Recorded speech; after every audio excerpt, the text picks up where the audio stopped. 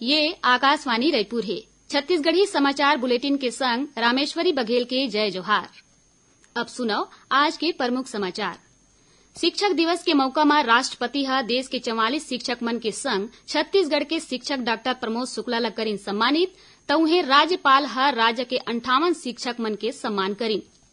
मुख्यमंत्री हा शिक्षक दिवस के मौका में स्वामी आत्मानंद के नाव ले हर जिला में एक हिंदी माध्यम स्कूल खोले के घोषणा करीन और राज्य सरकार हा प्रदेश के सरकारी कर्मचारी और पेंशनधारी मन के महंगाई भत्ता में 5% बढ़ोतरी करे के घोषणा करीन।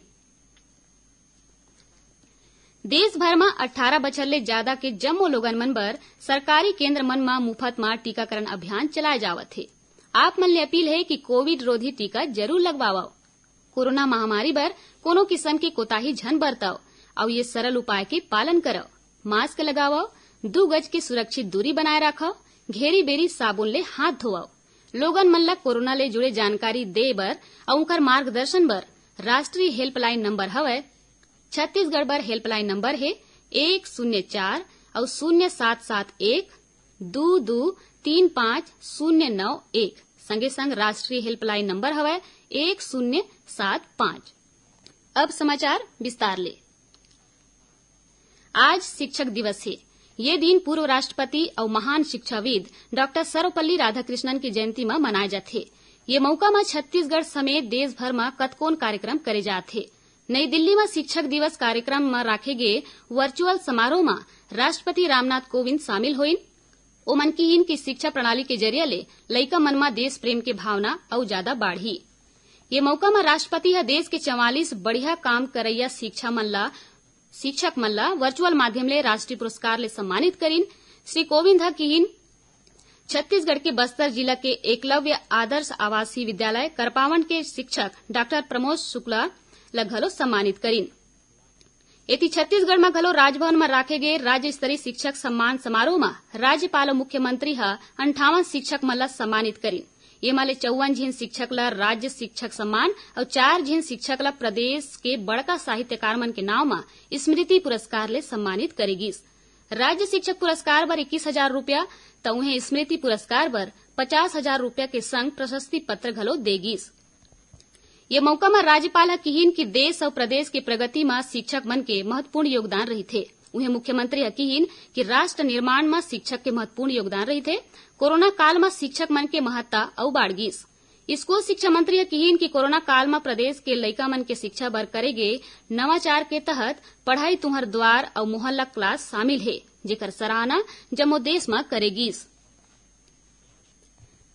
मुख्यमंत्री भूपेश बघेल हा शिक्षक दिवस के मौका में आज रायपुर के R.D. तिवारी स्वामी आत्मानंद सरकारी अंग्रेजी स्कूल के नवा स्वरूप के लोकार्पण करीन।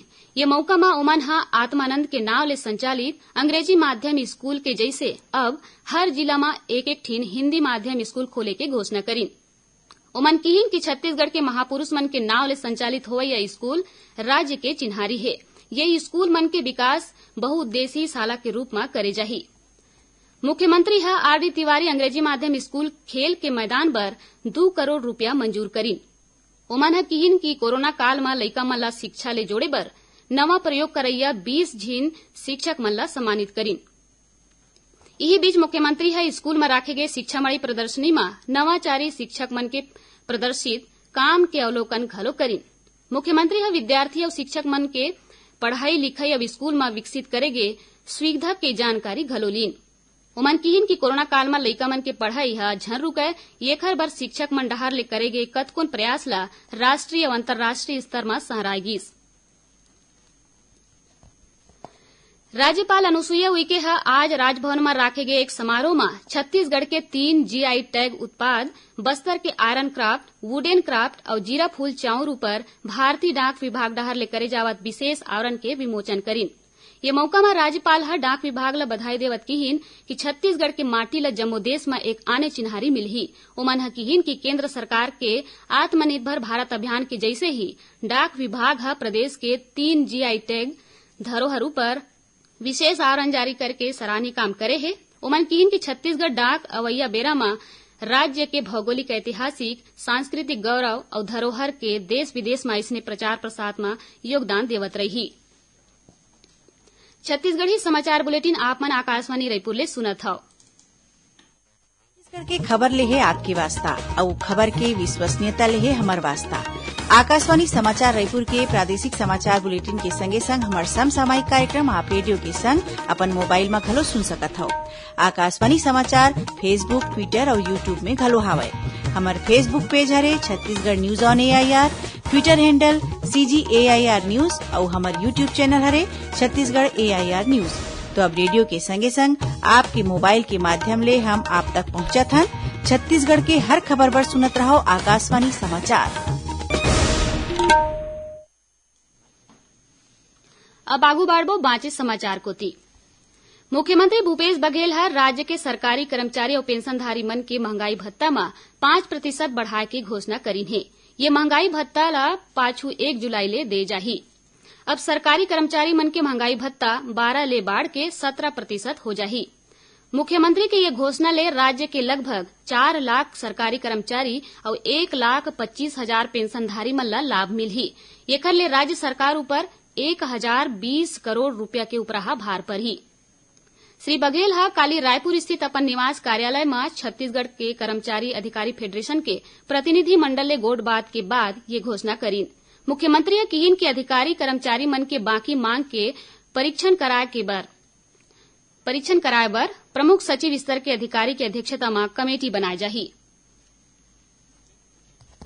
छत्तीसगढ़ में टीकाकरण अभियान में कोरोना ले बचाव बर अब तक 1,49,71,000 ले ज्यादा टीका लगाए गई से। यही बीच प्रदेश में कोरोना संक्रमण के दर में सरल कमी देखे जावत है और औसत पॉजिटिव दर 0.16% में आगे है। प्रदेश में काली जिहा कोरोना के 46 नवा मामला आगू आए रही से तो उन्हें 11 जिला में एको नवा मरीज नहीं मिलिन। मुख्यमंत्री भूपेश बघेल के पिता नंद कुमार बघेल के खिलाफ सर्व ब्राह्मण समाज के शिकायत में रायपुर के डीडी नगर थाना में मामला दर्ज करेगी से उनकर खिलाफ समुदाय के बीच सामाजिक तनाव बढ़ैया बयान दे के सेती मुकदमा दर्ज करेगे है। एकर पहली मुख्यमंत्री किहिन के ओमन ला जानकारी मिले है कि उनकर पिता के बयान ले एक वर्ग विशेष के भावना ला ठेस पहुंचे है। उनकर ये बयान ले ओमन ला घलो दुख पहुंचे है। श्री बघेल किहिन की एकर बारे में पुलिस डहर ले नियमानुसार कार्रवाई सुनिश्चित करे जाही। जांजगीर चांपा जिला ले अलग होके बने नवा जिला शक्ति के प्रशासनिक क्षेत्र के प्रस्ताव तैयार हो गए है। ये प्रस्ताव ला जिला प्रशासन डहर ले राज्य सरकार ला भेजे जावत है। प्रस्ताव के अनुसार नवा जिला में शक्ति, मालखरौदा, जयजयपुर, डबरा और नवा बाराद्वार 5 ठीन तहसील और चंद्रपुर, हसौद, भोथिया उप तहसील होही। उन्हें शक्ति, जयजयपुर, मालखरौदा और डभरा विकास खंड होही। जिला में 2 उपखंड शक्ति और डभरा होही। नवा जिला में 18 राजस्व निरीक्षक मंडल, 153 पटवारी हल्का और 465 गांव शामिल होही। जिला में 319 ग्राम पंचायत और 6 ठीन नगरीय निकाय शामिल होही। सूरजपुर जिला के भटगांव क्षेत्र में SCCL कोयला खदान में काम करैया कर्मचारी मन ला लेके जावत एक बस फुलझर नदिया ऊपर बने पुलिया ले खाले गिर गिस। ये हादसा में एक कर्मचारी के मौत हो गए। उन्हें करीबन 40 आने कर्मचारी मन घायल हो गए। सबो घायल मन ला भटगांव के अस्पताल में भर्ती कराए गए है। घायल मन में 5 जिन कर्मचारी मन के हालत गंभीर बताए गए है। ओती जांजगीर चांपा जिला के ग्राम मेहंदी में तेज रफ्तार 4 पहिया गाड़ी के अंते तंते होके पलटे ले एक मनखे के मौत, 2 जिन आने लोगन घायल हो गिन। घायल मन ला प्राथमिक उपचार के बाद बिलासपुर भेजे गीस। आखिर में प्रमुख समाचार एक घाव फेर। शिक्षक दिवस के मौका में राष्ट्रपति ह देश के 44 शिक्षक मन के संग छत्तीसगढ़ के शिक्षक डॉक्टर प्रमोद शुक्ला ला करीन सम्मानित तो उन्हें राज्यपाल ह राज्य के 58 शिक्षक मन के सम्मान करीन। मुख्यमंत्री ह शिक्षक दिवस के मौका में स्वामी आत्मानंद के नाव ले हर जिला में एक हिंदी माध्यम स्कूल खोले की घोषणा करीन और राज्य सरकार ह प्रदेश के सरकारी कर्मचारी और पेंशनधारी मन के महंगाई भत्ता में 5% बढ़ोतरी करे के घोषणा करीन। एकरे संग छत्तीसगढ़ी समाचार बुलेटिन इहे सिरावत है। जय जोहार।